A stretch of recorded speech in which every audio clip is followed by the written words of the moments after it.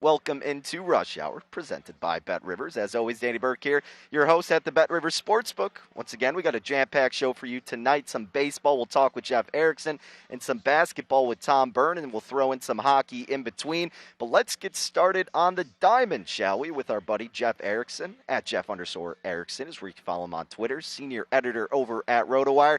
Jeff, my man, thanks for hopping back on. How you doing tonight? Doing great, Danny. Happy to talk. Always happy to talk baseball with you. Absolutely, my friend. Well, let's dive right into it because we went over a majority of the divisions last week, but a couple that we didn't finish on, and we'll start with the AL West. Now, this one to me is kind of one of the bigger question marks, right? I mean, you get it squared away with about three teams who can be really competitive. The Mariners could be a wild card here in terms of just throughout the division, not actually really in my opinion. But look, the Athletics are plus 125, Astros plus 150. Then you get the Angels at plus 375. Then the aforementioned Mariners 26-1, Rangers 40-1, a team that departed with a lot of their key players. Who comes out on top in this AL West? Well, and I think the big point here is to embrace variance. I don't think it's an obvious winner. I think that the Astros would be my favorite to win the division. But when we're going through every one of these divisional odds, and you're looking just for long shots and as a whole, I was looking at the Mariners a little bit because of some of the young talent they have just ready at the burst at the next level. Jared Kelenic, Julio Rodriguez, Logan Gilbert. These are three prospects that are highly regarded. They have another one in Noeve Marte, who is probably another year away. But one thing that I've noticed throughout the years is teams with young talent bursting through the pipeline, the minor league pipelines, they burst quicker than people realize. You go all the way back to when the Rays went to the World Series against the Phillies. They were at least a year ahead of schedule. The Padres really kind of tugged at Superman's cape last year. They burst a little bit earlier than expected. Even the Astros, when they started to become competitive within their division, they kind of outpaced expectations. The point is, young talent all kind of growing together at the same time. It happens sooner than you think it's ready. And I think 26-1 odds, which is better a little bit this week than it was last week when it was 2,500 or 25-1. Yeah, I kind of like that as if you're trying to find a long shot. It's not my favorite to win the division, but if you're kind of prospecting for that. The story that came out this week obviously probably depressed their odds in a way a little bit. It made people think negatively about the organization, but perversely, it might make them better. With the going on the record and saying that they're messing around with service time, it might force them to do the right thing with Jared Kelenic and make him, get him involved sooner. I'm telling you, this is a team that's quietly positioned, and they're in a division where the division leaders aren't that dominant. You see that the A's and the Astros are the leaders in that division. But if you go around, and we'll talk later about pennant odds, World Series odds, you'll notice that those teams are absent among the favorites. They're not among the top six World Series favorites. They're not among the top five in the AL. So if there's a division to be had by an underdog, it's this one. Yeah, and let's keep it here with the Mariners, and we'll get into more season win totals as we progress throughout the segment. But the Mariners, 72.5 is where we see their season win total listed at Bet Rivers. To make the playoffs, if you think they can squeeze their way in there, the yes is 10-1, no is minus 5,000. But how would you play their season win total here? I mean, are you kind of correlating it with your assessment, and you would look over on them? And is it worth to take a flyer on the yes at 10-1 for the playoffs at that point, or would you almost go with the division since you're getting even longer odds?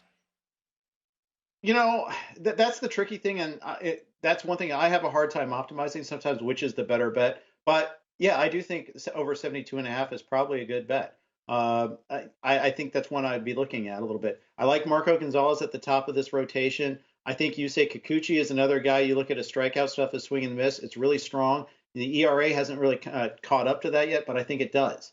I know they have some weak spots here in their lineup. They don't really have a strong starting catcher, for instance. Until Kelenic's up, outfield has got one question mark. But I just feel like they're this close to being really pretty good. And, you're not having to pay that big price for it there. Meanwhile, look at the A's. They had a lot of talent leave the team. They lost Marcus Semien, and they had to trade for Elvis Andrus, who is coming off an awful year. He's their starting shortstop. They lost their closer. They went and signed Trevor Rosenthal recently to replace him, and that's a good signing. I think that helps a lot. They often outpace our expectations, but it was not a good offseason for the A's. The Astros, they didn't really do much addition in their own right, and they lost George Springer. So that's also a team that's kind of counting on a few things going right It's not just that they made additions to try to improve, and you like to see that if you're one of these underdog teams in the division. All right, Jeff, before we get into the other team season win totals, how about NL, AL Pennant, and then World Series? Any teams that stick out to you for each respective, really just side of the ballpark there? Because, look, I mean, the American League Right. is getting even more stacked with the White Sox being a new team present. National League, you're getting a lot of moving parts, and it seems kind of top-heavy. But anything that sticks out to you throughout those three? Oh, I like the for the AL. I like the Rays at 850. I 8.5 to 1. I like that a lot. Okay, so they lost Blake Snell. I get they traded Blake Snell. They also lost Charlie Morton, also by choice. They also have a lot of depth in their farm system. They have Wander Franco coming at some point. I don't think this team is, last year they finished 7 games ahead of the Yankees.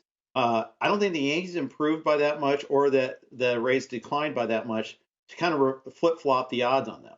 So I'll take I'll take that chance that they're a stronger favorite than they are to try to win the pennant and to win the AL East. We talked about them a little bit last week in a divisional context. But yeah, so I kind of like that. I like their odds a little bit there for winning the AL.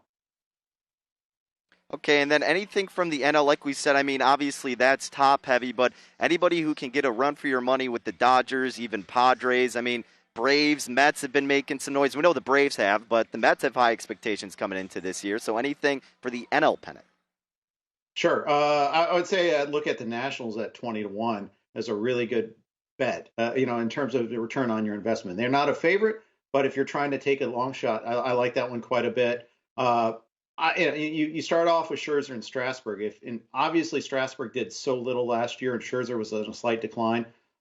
If they both are vintage form, though, we saw what they can do in the playoffs. And insane. They have a third in Patrick Corbin too. They have one of the 3 or 4 best players in baseball in Juan Soto, who's now more agile than ever, wants to steal bases this year. I think this is a team that is dangerous if they get to the playoffs, and I think you're not paying that price to get them. Among the favorites, I mean, the Dodgers are prohibitively strong. I don't think anyone can dispute that. The Mets are, they really improved. They had a targeted strike. They didn't get the big free agents, but getting Lindor and Carlos Carrasco, I think that was huge for them too. So I kind of like their price. Yeah, I'm definitely with you there in terms of the Nationals. I think this is a team that's kind of flying under the radar a little bit, and you could get some good value with them early on. Speaking of value, now let's get into these season win totals. Let's see if there's any on some of these teams. We'll start in the Windy City, Chicago. The Cubs, 79.5 is their season win total, over minus 106, under minus 118. How do the Cubs fare this year? I think it's over. It's been a miserable offseason for the Cubs. I still think they have the best lineup in the division, though. Not the best rotation. That is a scary thing.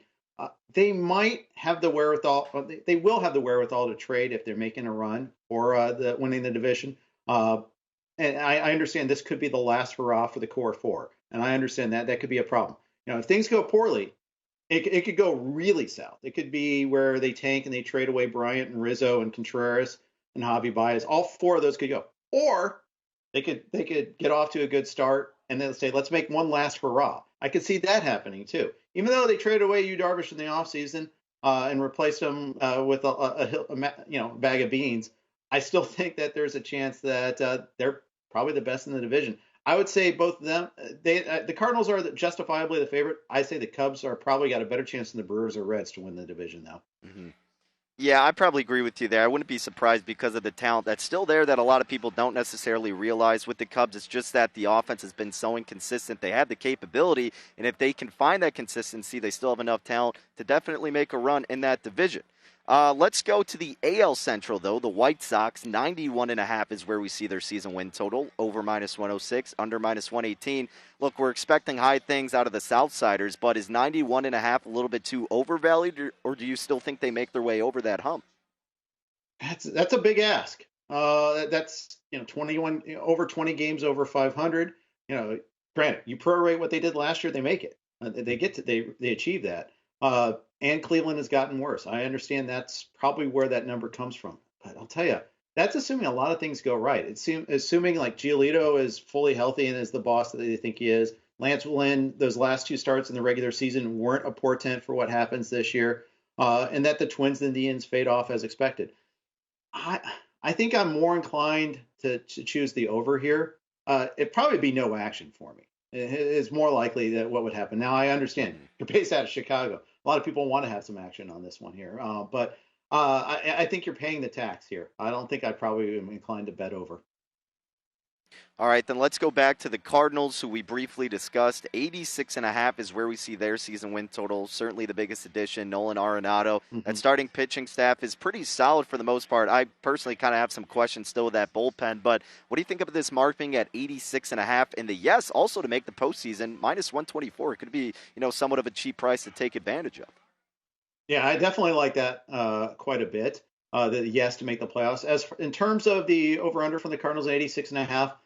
I mean, they're the only team in the division that's had a big addition this offseason, which it speaks volumes. I mean, if you're a Cubs fan, a Reds fan, a Brewers fan, you're shaking your head right now wondering the division's here for the taking and they're not trying, especially the Reds, because they made a big deal about trying last offseason. You're thinking, okay, you won one offseason, you got into the playoffs, and that's it? You're going to give up now? Trevor Bauer's gone? Oh, you're going to use who at shortstop? Yeah, it's super sad. But I know I'm sidebarring here. I like the Cardinals quite a bit. I think I like that over bet. I think they're probably a 90-win team. All right, I want to kind of switch it up a little bit and talk about the Blue Jays here, because my producer and I were having a discussion about the Toronto Blue Jays and what their potential was in the division. 86.5 is where their win total is, over under minus 112. Also, it's minus 112 each way to make the postseason. Yes, the AL East is going to be extremely competitive, but they have the talent there. How do you really just bet on this Blue Jays team? I mean, everybody loves their offense. In fantasy, we're trying to stack this offense as much as possible. You're trying to get multiple bats of this lineup. Don't pay attention to the man behind the curtain. No, they still have to pitch, and that's the problem. Nate Pearson's a huge key to this team. If they don't get a big step up from him this year, I just don't see them having the pitching absent a trade. That's the one thing I think that they fell pretty far short on.